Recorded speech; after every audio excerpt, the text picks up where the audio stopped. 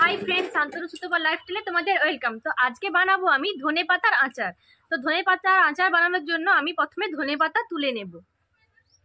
আমি এখন ধনেপাতাগুলো তুলে নেব। আমাদের গাছেই ধনেপাতাগুলো হয়েছে, এই দেখে নাও তোমরা।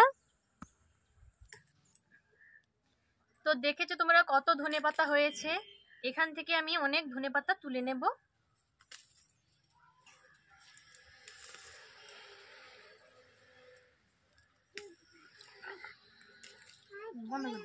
দেখো বন্ধুরা, কতগুলো আমি ধনেপাতা তুলে এনেছি। এগুলো এখন আমি পরিষ্কার করে নেব। ধনেপাতাগুলো আমি এখন পরিষ্কার করে নিয়েছি। ও এটা আচারটা বানাতে কি কি উপকরণ লাগছে দেখে নাও তোমরা। আচারটা বানানোর জন্য নিয়ে নিয়েছি ধনেপাতা, ভালো করে পরিষ্কার করে নিয়েছি ধনেপাতাগুলোকে। আর নিয়েছি 4টে কাঁচা লঙ্কা, তেঁতুল, লবণ ও চিনি।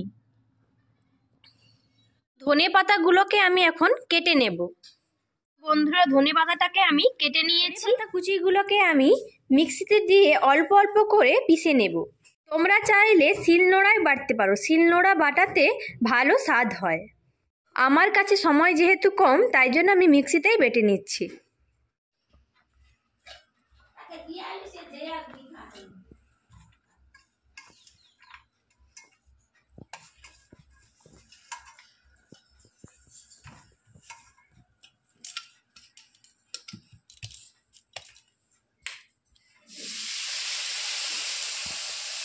এটাকে আমি এখন ব্লেন্ড করে নেব।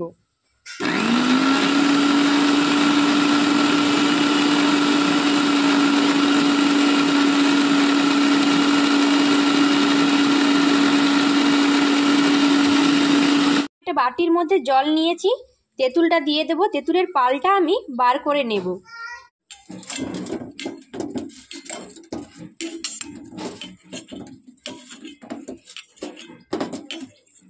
তো বন্ধুরা, ধনেপাতাটা আমি ব্লেন্ড করে নিয়েছি ও তেঁতুলের পালটা বের করে নিয়েছি।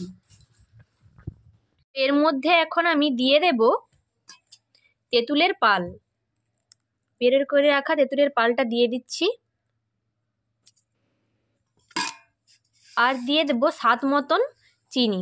চিনিটা আমার ধনেপাতার জলের জন্য জ্বলে গেছে। আর দিয়ে দেব লবণ। কাঁচা লঙ্কা আমি এর সাথে ব্লেন্ড করে দিয়েছিলাম, তাই জন্য কোনো লঙ্কা দিলাম না। তোমরা যদি বেশি ঝাল খেতে চাও তো তোমরা গুঁড়ো লঙ্কা দিতে পারো এতে। এখন আমি মাখিয়ে নেব।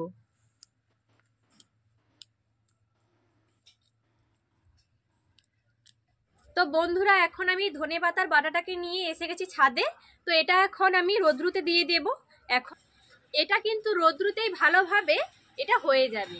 তোমরা চাইলে কড়াইয়ের মধ্যেও এটা একটু গরম করে নিতে পারো, কিন্তু রোদ্রুতে দিলে স্বাদটা ভালো হয়। আমি এটা ছাদে রোদ্রুতে দিয়ে দিয়েছি। এটার বিকেলে রোদ্রুর থেকে হয়ে গেলে তোমাদের আমি ভিডিও করে দেখাবো। বন্ধুরা, আমার ধনেপাতা আচারটা রোদ্রুতে দেওয়ার পরে এরকম কালার এসেছে হয়ে। আর রোদ্রু থেকে আনার পর তোমরা এটার মধ্যে একটু সরিষার তেল ছড়িয়ে দেবে। রোদ্রুতে দেওয়ার কারণে এরকম কালার এসেছে ঠিক, কিন্তু একটু দেখতে কেমন লাগছে, কিন্তু খেতে খুব দারুণ হয়। তোমরা এভাবে রোদ্রুতে দিয়ে বানিয়ে দেখবে, খেতে খুব দারুণ হয়। আর এটা যদি তোমরা সংরক্ষণ করতে চাও তো এর মধ্যে 1 চামচ ভিনিগার অ্যাড করে তোমরা 1 সপ্তাহের মতন খেতে পারবে। তো বন্ধুরা, ধনেপাতার আচারের রেসিপিটা তোমাদের কেমন লেগেছে কমেন্ট করে জানিও কিন্তু। আর ভালো লেগে থাকলে লাইক, শেয়ার, কমেন্ট করো। চ্যানেলটাকে সাবস্ক্রাইব করতে ভুলো না।